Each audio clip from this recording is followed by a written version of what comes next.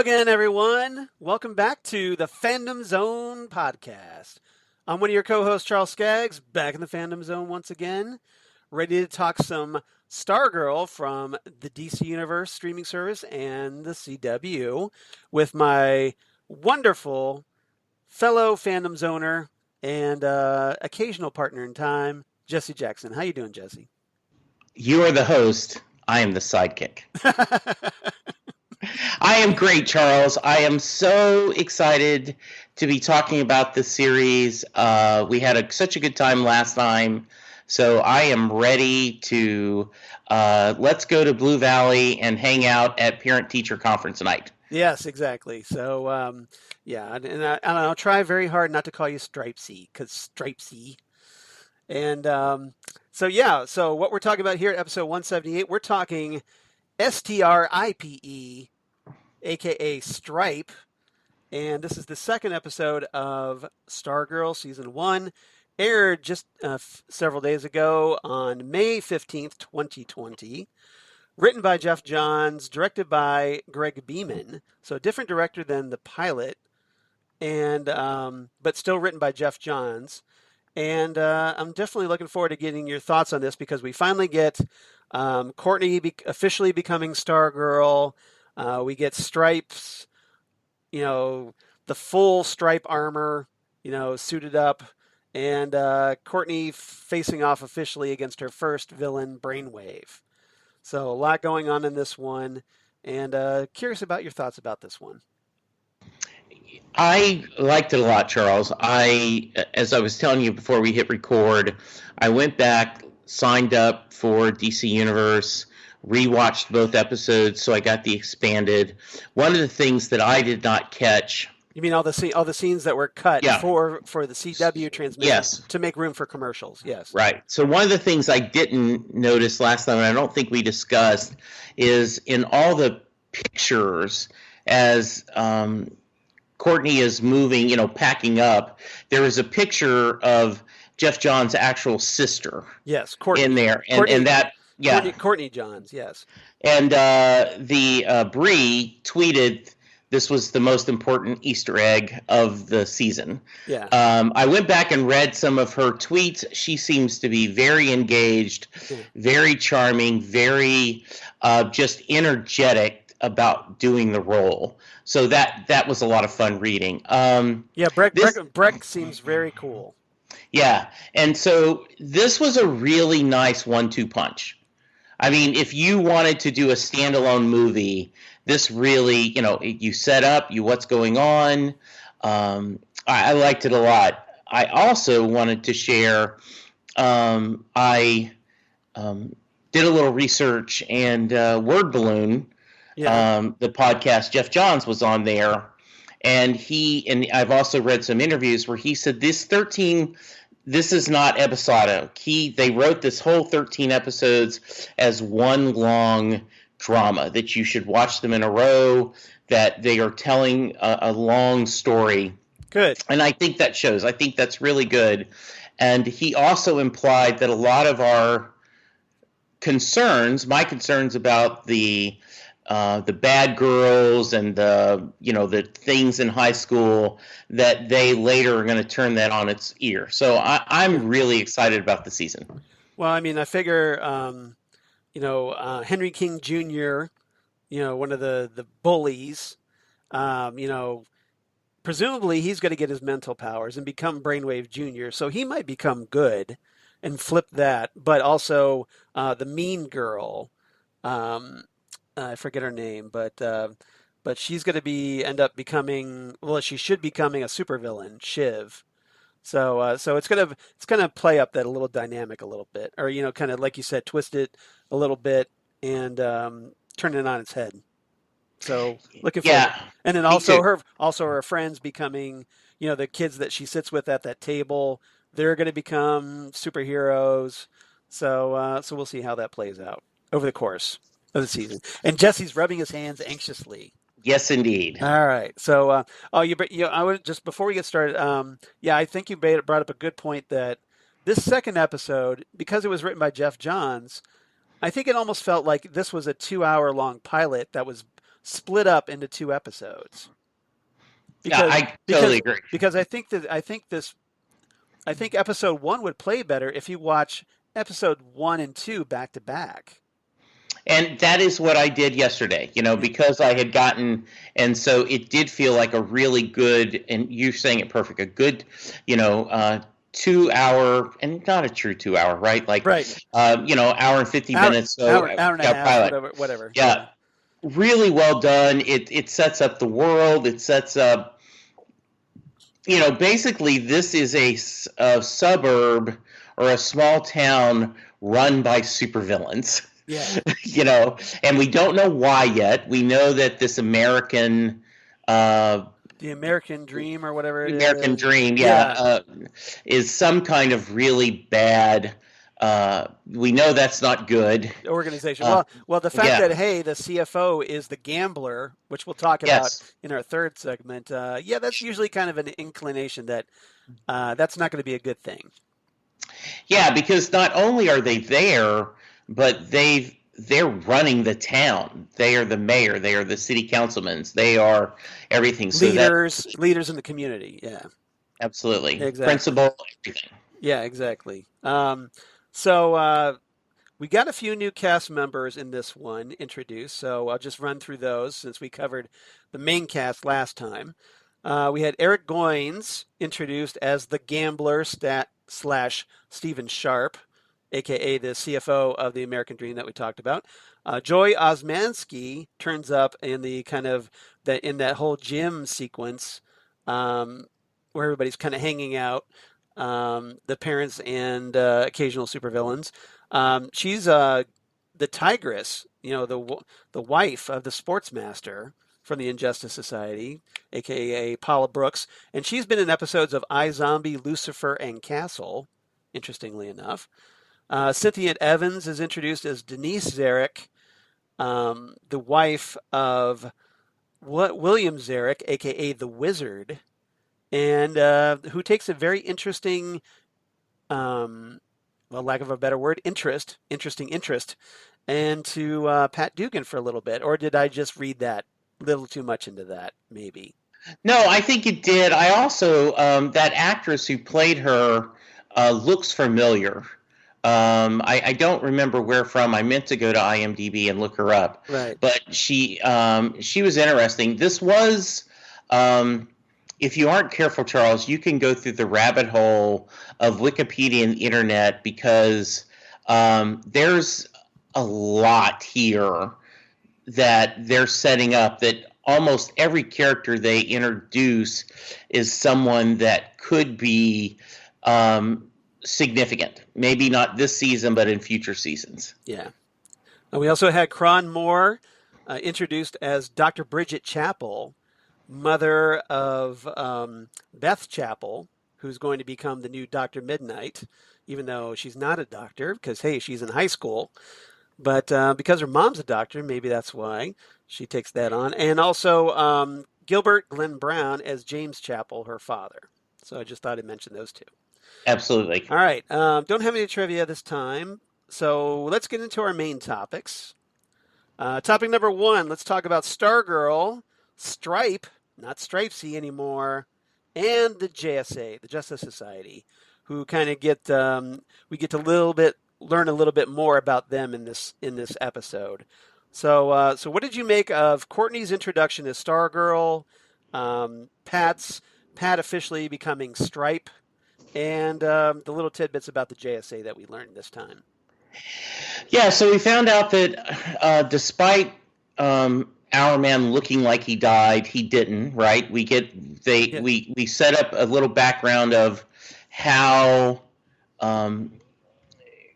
Courtney's mom and Pat meet. Yes. Right, because he was there exploring why are all these villains in this small town, Blue Valley. And, yeah, and he ended up meeting her, and they connected. So I thought that was a nice, how Barbara and Pat got together. I thought that was a nice interaction. Yeah. We still don't know who Pat's first wife was, or at least the mother of his son.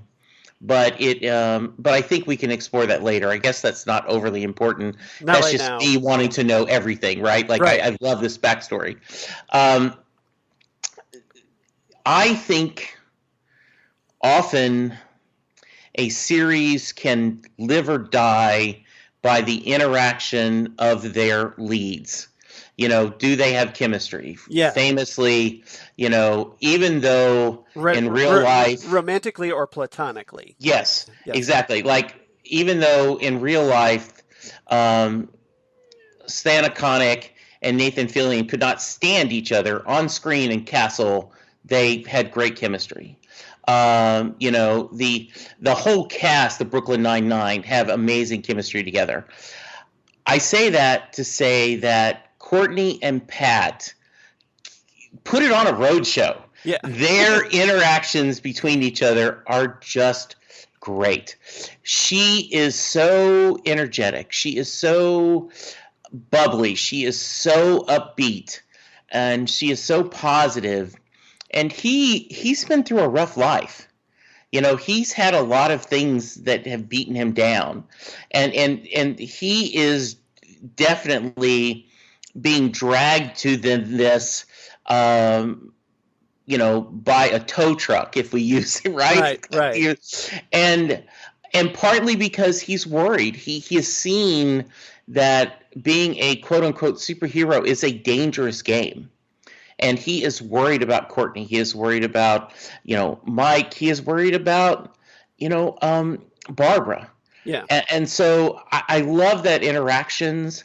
I love the, it's almost like the old 40s, hey, gang, let's put on a show.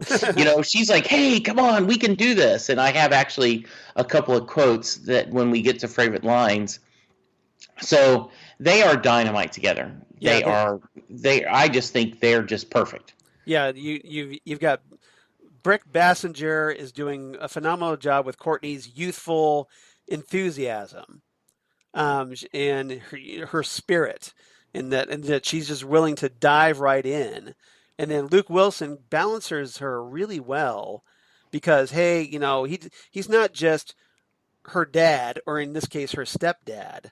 He's also a veteran who's been around, dealing with supervillains, maybe even as a sidekick, but still witnessing it.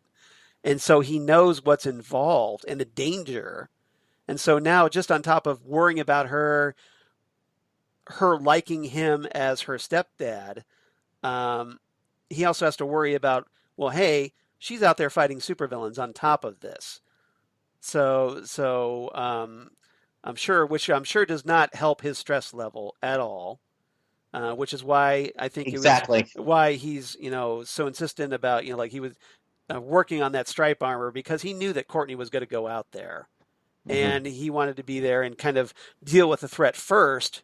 Although that didn't quite work out, as we find out. Yeah, and didn't you love the scene of him working on S.T.R.I.P.E with the great Johnny Cash song One Piece at a Time, yes. which is just a perfect song for that. Right. I definitely appreciated that as a Johnny Cash fan. Absolutely. It is. That was a neat scene. He plays where he kind of shoots himself in the face with his fist. Yes. It flies off and hits him in the face and knocks him out. That's pretty funny. And I love that. You would think he'd put the mic a little closer all the time. Yes. Because each time he has to talk, he's like, who are you? someone looking for justice, and has to move the mic Right. again. That's just so funny. So Also, I'm going to guess he's not a podcaster on the side. I don't think so either. Yeah. The other thing I love, Charles, is the next morning when both of them have bruises, Yeah. they both go to I tripped on the stairs into the basement. Well, they're really bad stairs. They both came up with the same excuse. Yeah. And the mom's looking like, what is going on? So that was a nice moment. Yeah, these are it was a really lame excuse and but just it was a very funny scene to see them kind of cover, sort of covering for one another a little bit. And then obviously later Courtney officially chooses Pat as her sidekick. And tries to reassure Pat that, like, hey, you know, things are different. It's not going to be just like it was with Sylvester Pemberton, Starman. That it's going to be, that you've got a robot suit now, and um, that I've got, the staff chose her, so she feels like she's destined for this, and that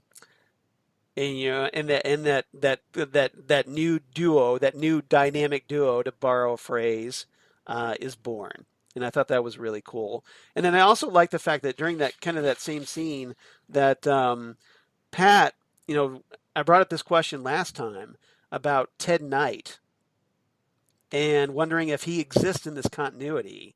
And thankfully, Jeff Johns answered my question, saying that, hey, the staff wasn't built by Sylvester; it was built by Ted Knight, the original Golden Age Starman. And he doesn't, but he didn't say he was Starman, and he says he doesn't know exactly how the staff works.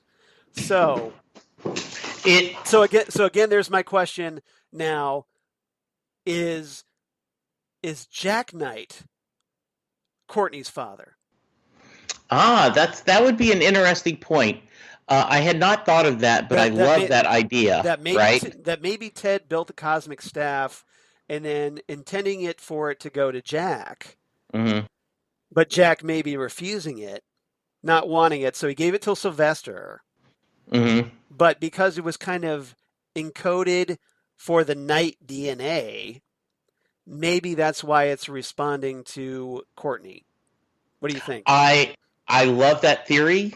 We'll see that's me. I love my theories. I'm thinking but I think that's a good way to make it work. I think that is a great in my reality, this is what happened. Though I do get the idea. I mean, I understand how they're trying to say that Sylvester is her father, but that would be a really nice twist to explain how no, he isn't.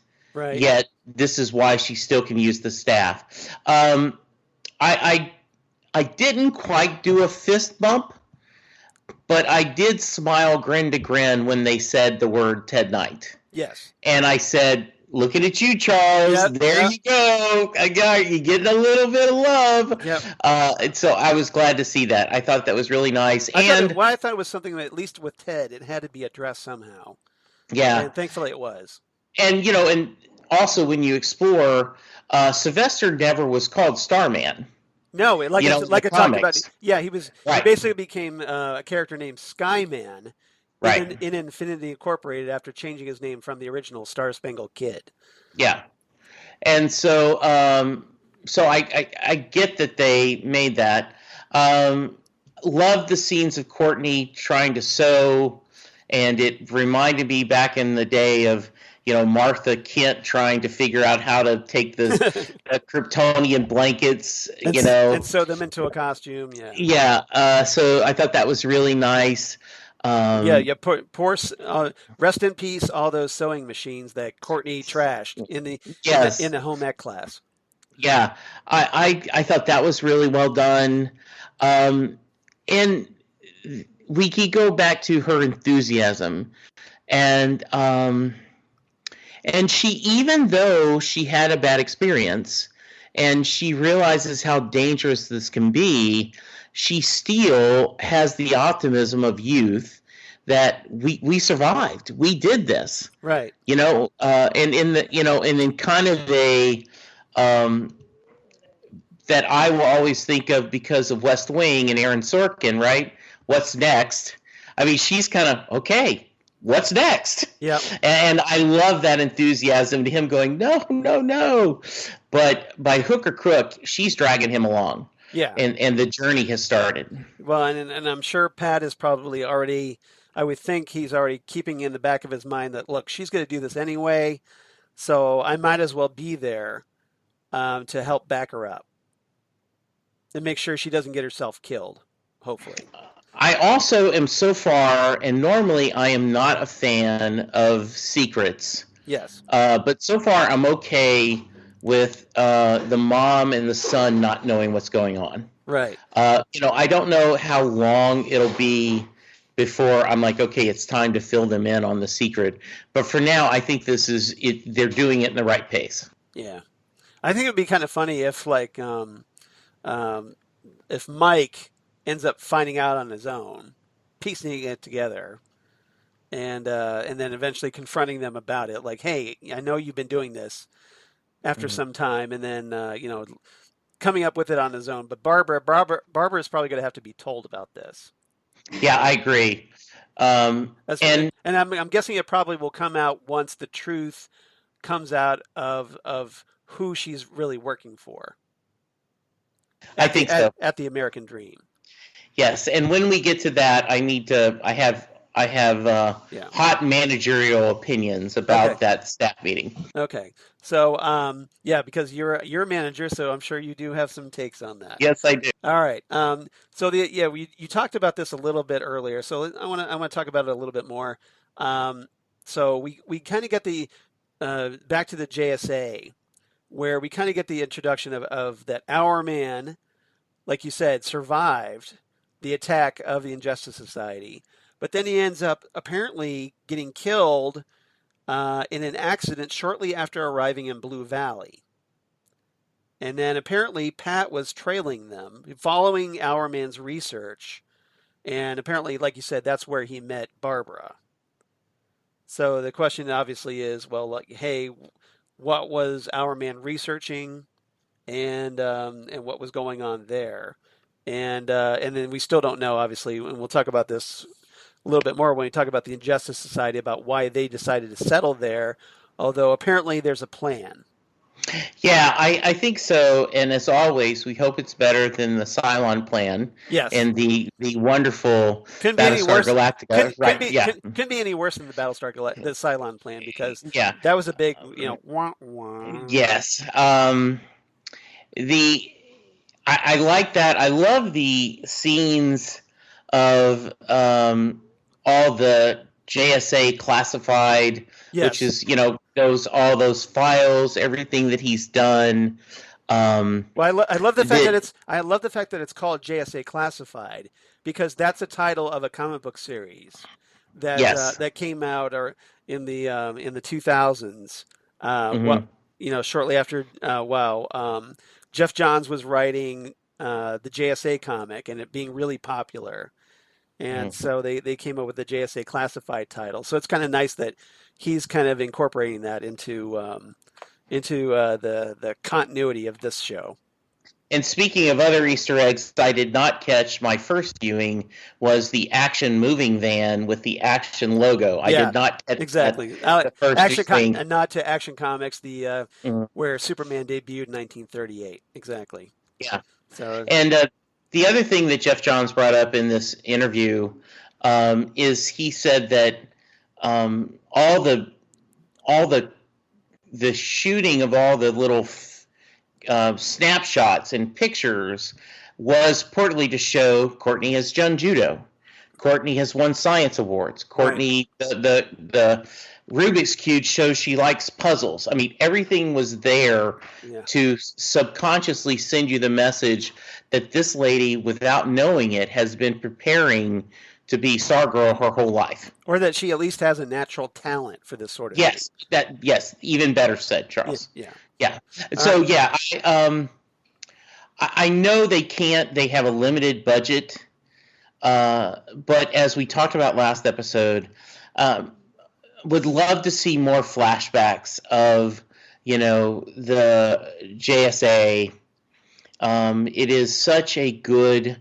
Um, it is such a classic and loving. There.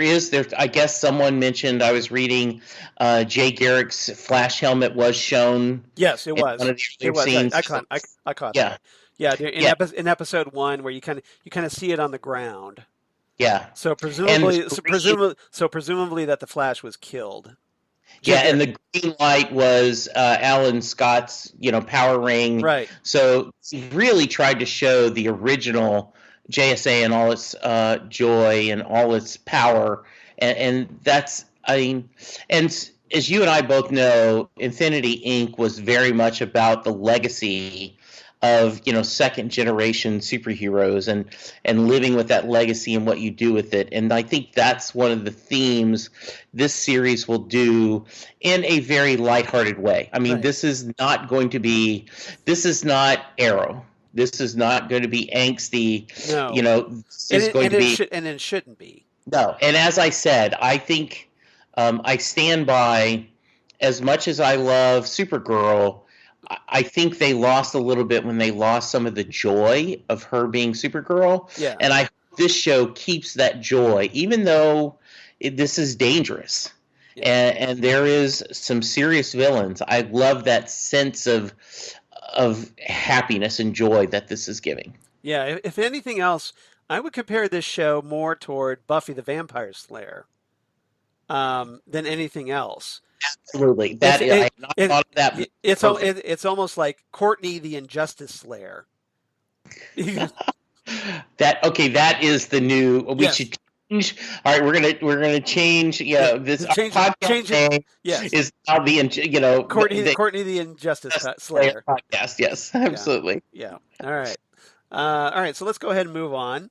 Topic number 2. Let's talk about Brainwave and Brainwave Jr., aka Henry King Jr. Although, presumably, if you're a fan of the Infinity Incorporated series, you kind of get the vibe that he's going to become Brainwave Jr. at some point, even though right now he's not showing any signs of having his father's mental abilities. But I'm guessing that will change. So what do you think of? What are your thoughts about Henry King and his son Henry Jr.? Our big bad for this episode. Yeah, I was a little last episode. I was like, why isn't Brainwave The leader. head of this, Yeah. the leader? Right. And this episode kind of shows he isn't very good. He overcompensates because his power makes him cocky, and he's rash and impulsive. Yeah. There is a cruelty and a meanness to him that comes across really well.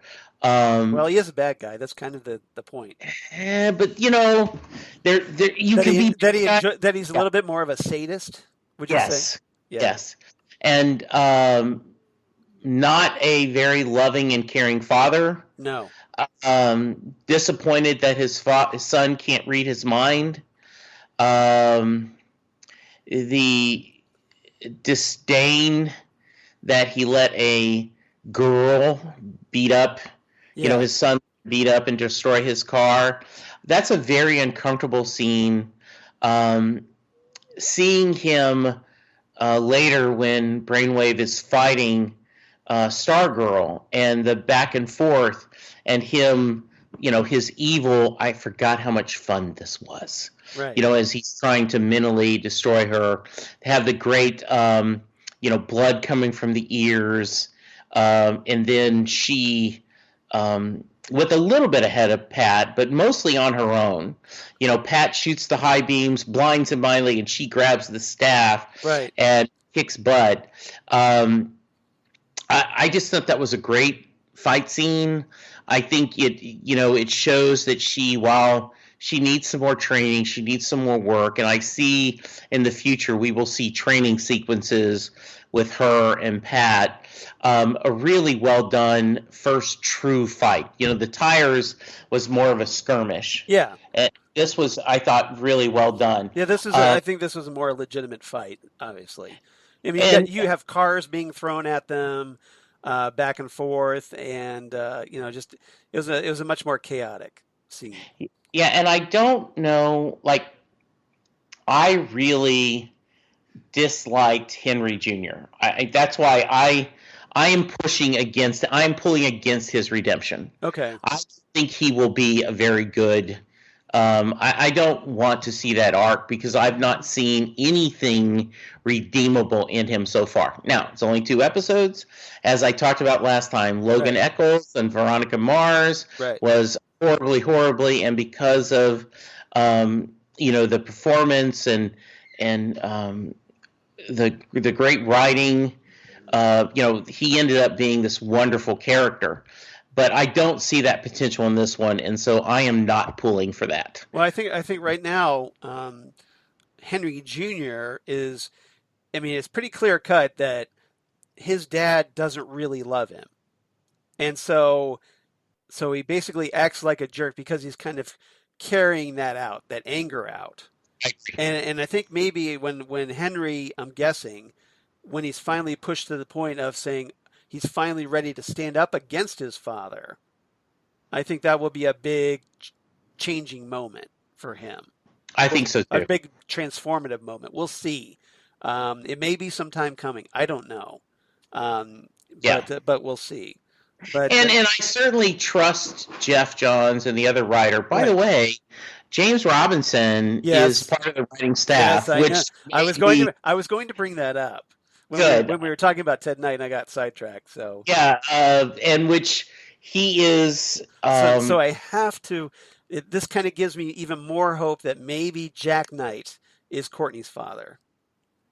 Yeah, I just you and I both have been very vocal about James Robinson, his writing, and Starman Right. um, is as close to perfect as you can have. I mean, I have all the Starman, hardbacks, Yes. and that every few years I start from the beginning and read them all in a row Yeah. because it is such a great story. Yeah. If you're able to track down the Starman omnibus hardcovers, I definitely recommend it because it's a nice 6 volume set of the entire run, including all Yeah, the one shots and whatnot, and it's highly recommended. yeah, and by far his working of Shade is one of the best villains ever written. Yeah. I mean, just the complexity and stuff on it. So So let's get back to Brainwave and Brainwave Junior please, a little bit. So that scene I want to talk about a little bit more about, where Brainwave is trying to get his son to use his mental abilities, if or at least he's trying to gauge whether his son has inherited his mental abilities. Um, and I thought it was really an interesting scene. You could see Henry Jr. Pretty adamant that, hey, I don't have these powers, so why are you pushing?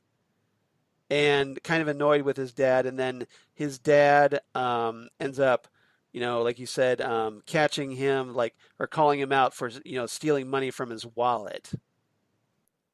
And yeah, so I just thought it was a really interesting scene. So what did you make of that sequence? I really like that because Henry doesn't understand that his dad has powers, right? Well, I think he does. I don't think he does. I would. Why do you think he does? Because I get the impression that that wasn't the first time that Brainwave Senior had done that to him. It sat him down and tried to get him to say, because like, he basically says, tell me what I'm thinking. Hmm. And I'm guessing, so I have to think that maybe, especially, hey, there's this thing called the internet. Hmm. I'm sure maybe he's done some research, or sees the kind of people that his father associates with. So maybe he's smart enough to piece together, especially if he actually does have these abilities and he's hiding them from his father. Okay. That if he is telepathic, he would know what his father's up to. I, I like that theory. I don't buy it. Yeah. I think he's dumb as a box of rocks Okay. and has no concept of that. You think he's just a But dumb jock? yeah, that's what I think. Now, he could be playing the long game, right? Well, Like, that could be a role that he's playing. yeah, where he's sitting there and going, what do you want from me? Right. Right? And so I get that. I think that could be. That could be a fun twist that he's been pretending. Yes. Yeah, which would make him more likable. Right. That maybe I do want to see him. I would be more interested in redemption. I think he's a character to watch. Let's put it that way. Yeah, I think so too. All Okay. right. Okay. Good. All right. Anything else about these two or about Brainwave's fight with Courtney and Pat? Nope, I'm good. Okay. Moving on. Topic number 3, the Injustice Society. So let's talk about the rest of the Injustice Society besides Brainwave. So we're talking the Wizard. We're talking the Gambler, who's introduced in this episode. Icicle, who shows up at the end, and Sportsmaster. We could throw him in as well because, hey, he's training Pat, which is kind of interesting that, hey, Pat's going to a supervillain to buff up and work out a little bit because he's going to have to get back in hero shape. And Sportsmaster, being a villain, doesn't realize that he's training a superhero. So what? So let's talk. So we could start with the Wizard or whichever one you want to start with. What do you think?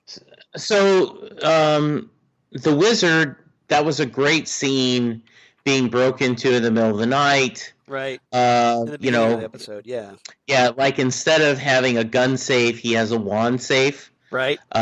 He's a very responsible father. He doesn't let dangerous weapons hang around. Yep. I did. The scene. Although I'm between, guessing he doesn't have a permit for that. He does not. And then the way he treated his wife, right, when she came down, I wasn't talking to anyone. This is my business. Yeah. Leave me alone. So it was no surprise to see her kind of giving Pat the eye in the scene in the gym. Yes. When they had that little bit of a hookup. Yeah, and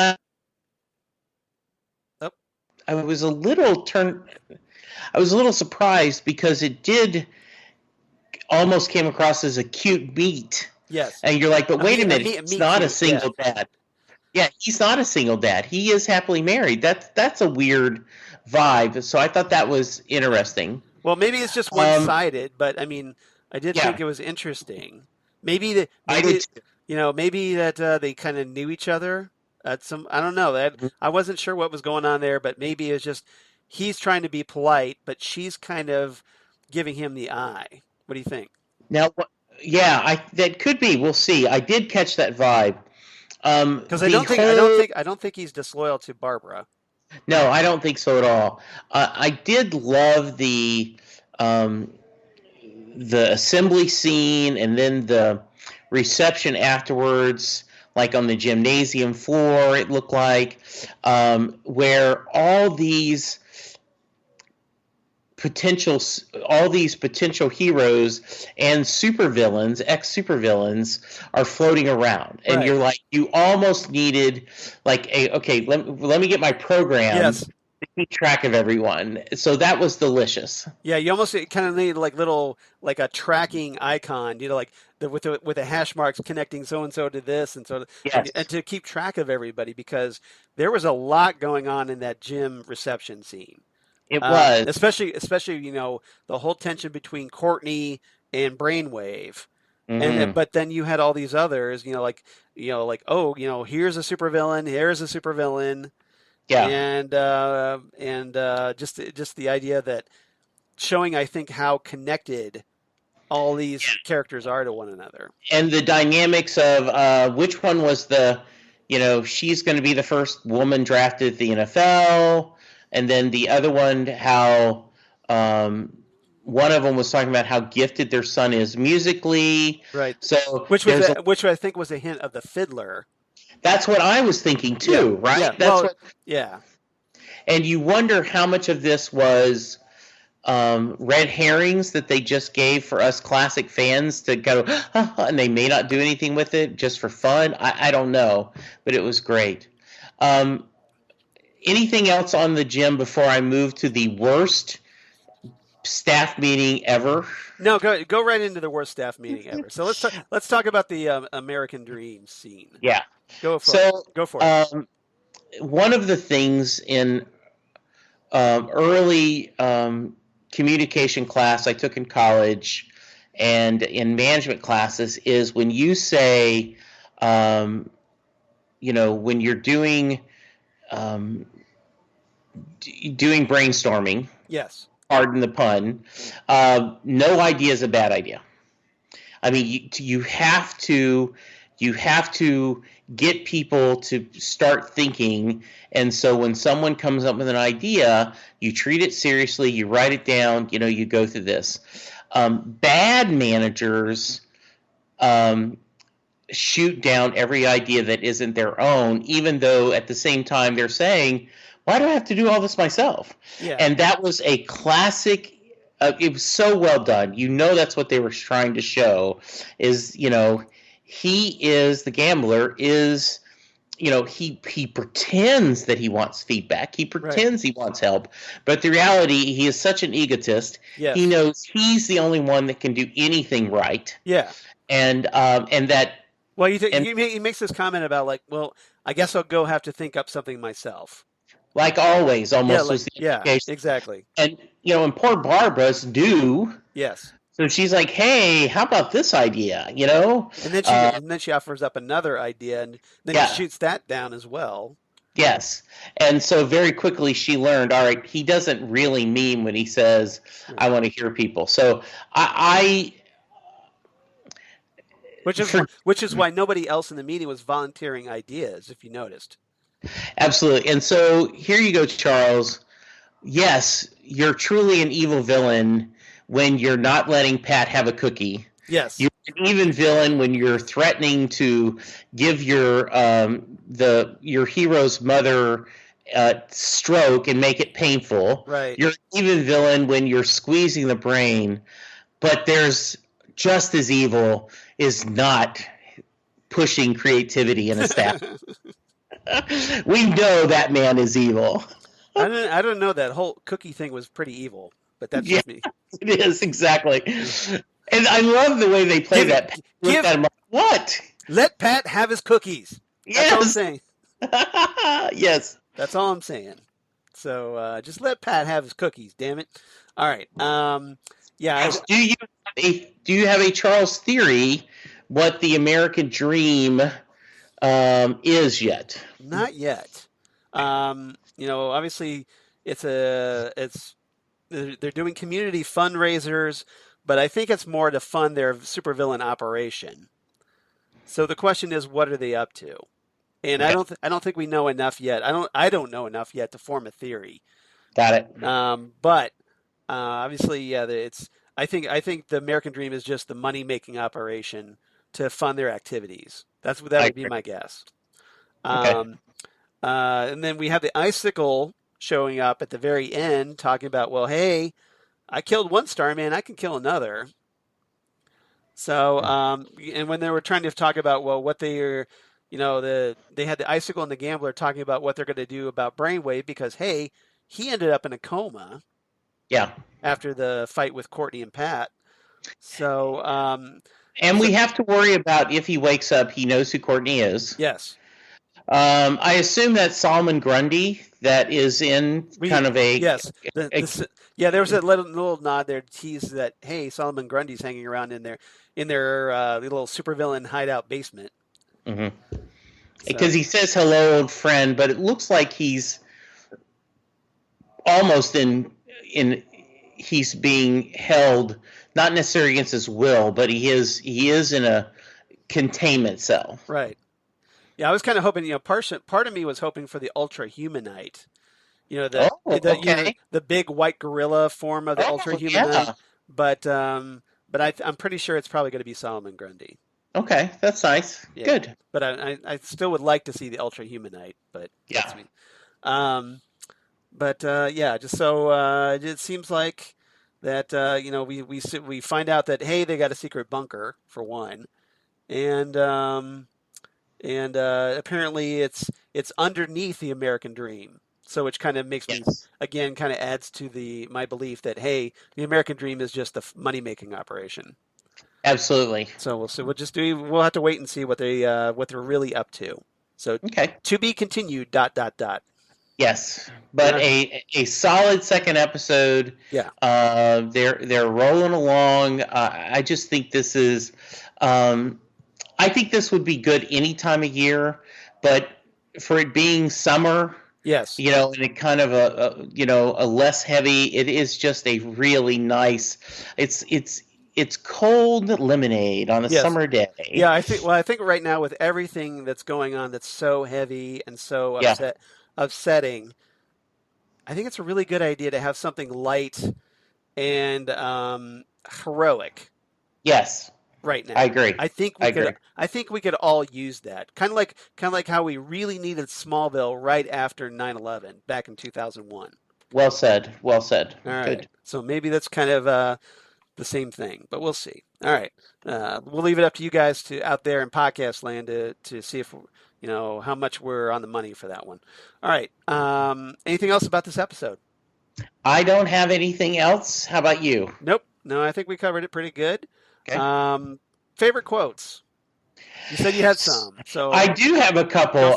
go for it.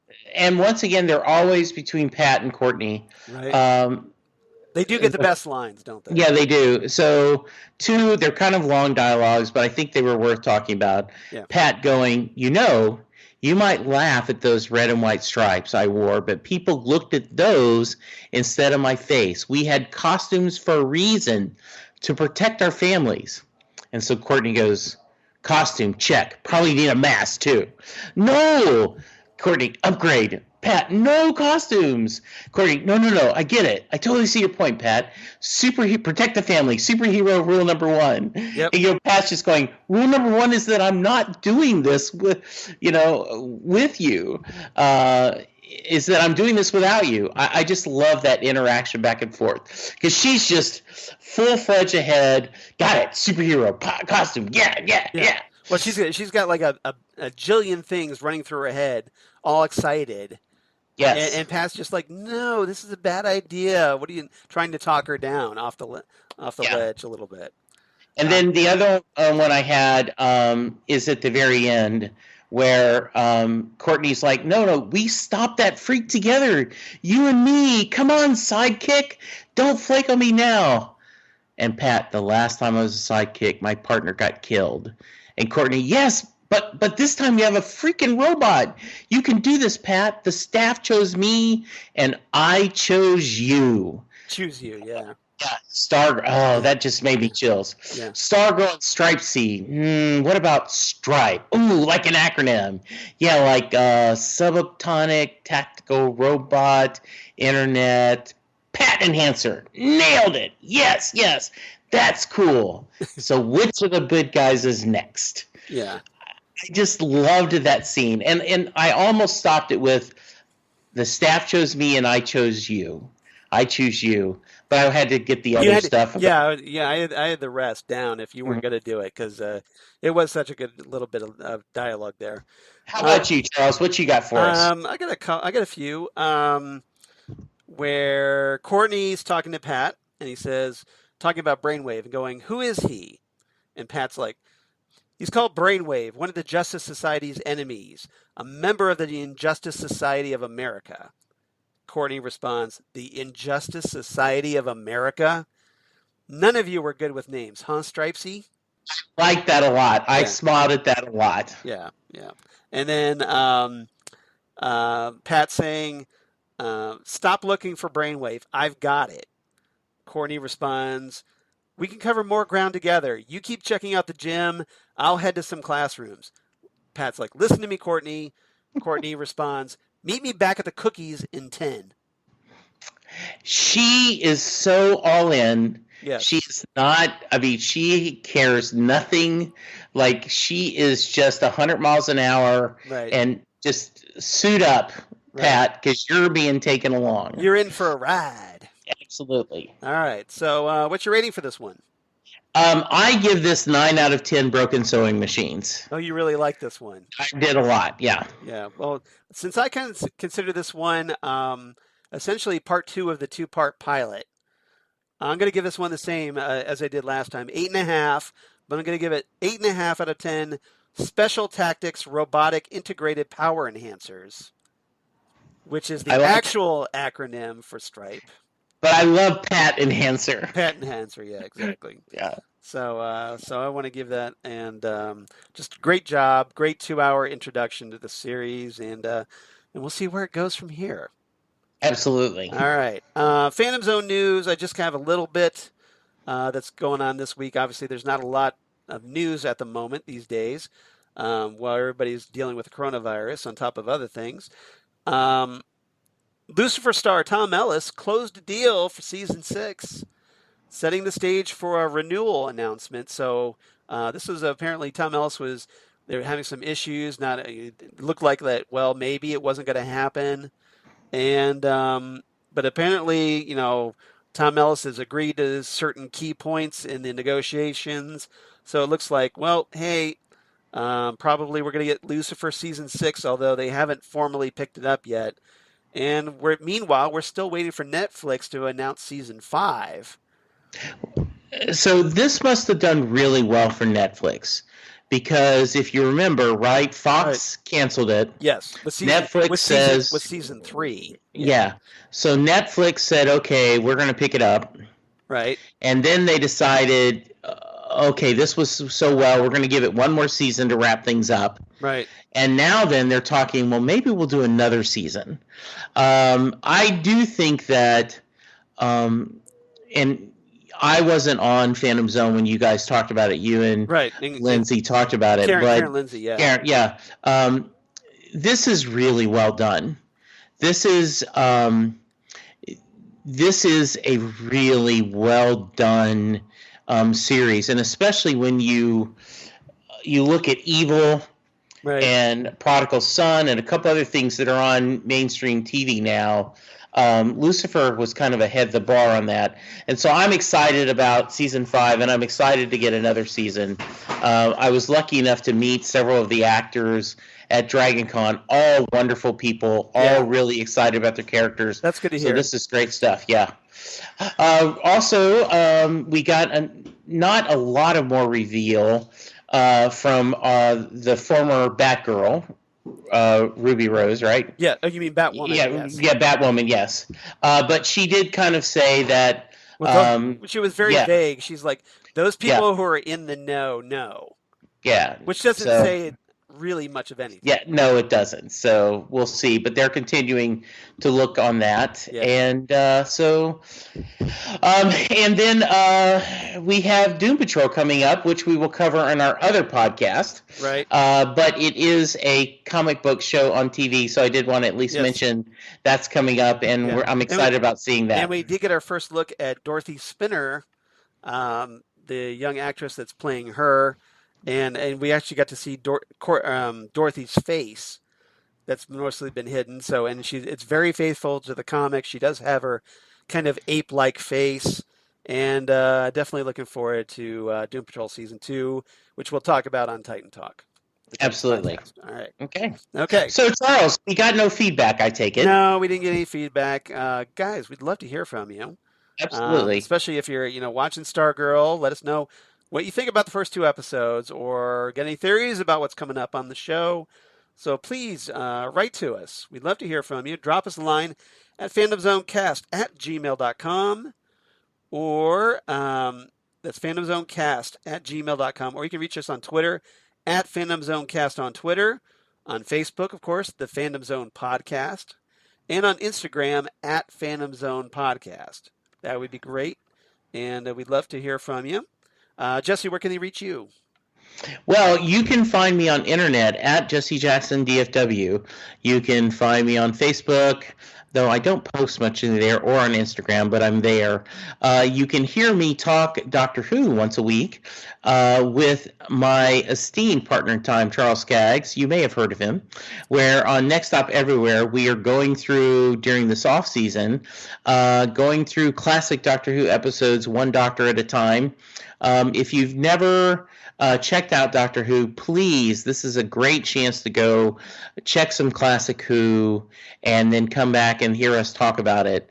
It's been Brigadier Month, so Yeah, we're going to be wrapping that up here this coming week yeah, with the episode Modern Undead from the Peter Davison era. So, and then we'll move into Colin Baker, Sylvester McCoy, Paul McGann, and then we'll head into the modern era.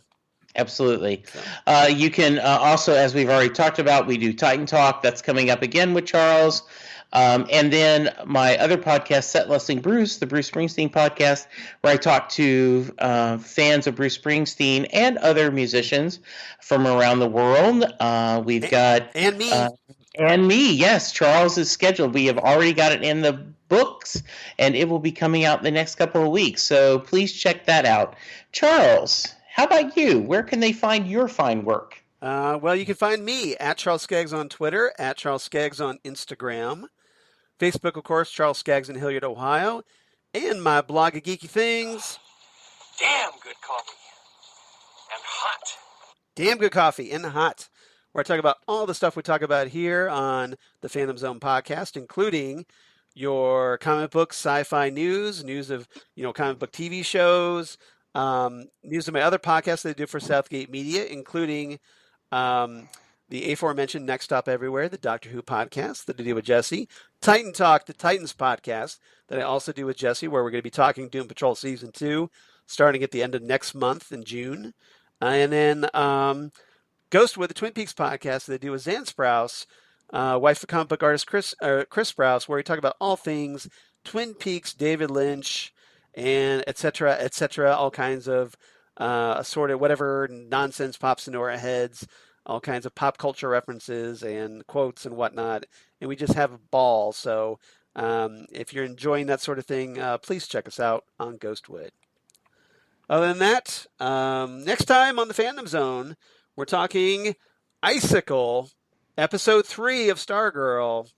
So obviously Jordan McKent stepping up to the plate, and now that that Brainwave's in a coma, looks like there's a new head bad guy in town and in Blue Valley. So we'll see what happens next time. I hope you're looking forward to it, Jesse. I am. I think this is going to be really great. I am. My only regret is that they're not dropping these all in a row so we can just binge them. Right. But yeah, this looks like it's going to be a lot of fun. So I'm ready. Yeah, exactly. So, but if nothing else, it helps us kind of get through the summer, get through until when we can get other shows back whenever they resume production, and then but yeah, just everybody come on back. We're having a lot of fun talking Stargirl. Hope you're enjoying it, and please tell your friends about us. If you're enjoying what we do, we definitely would appreciate that. Please like and follow us, and rate and review us on whatever iTunes or Apple Podcasts or any kind of other, whatever you're listening to your podcast. We would definitely appreciate that because, hey, that draws more attention to us, and that obviously would help grow our podcast and grow our little community. And other than that, come on back next time for Icicle, Stargirl episode 3, and we'll see you next time right here on the Phantom Zone podcast. Goodbye, everybody. Bye, everyone, and let Pat have a cookie.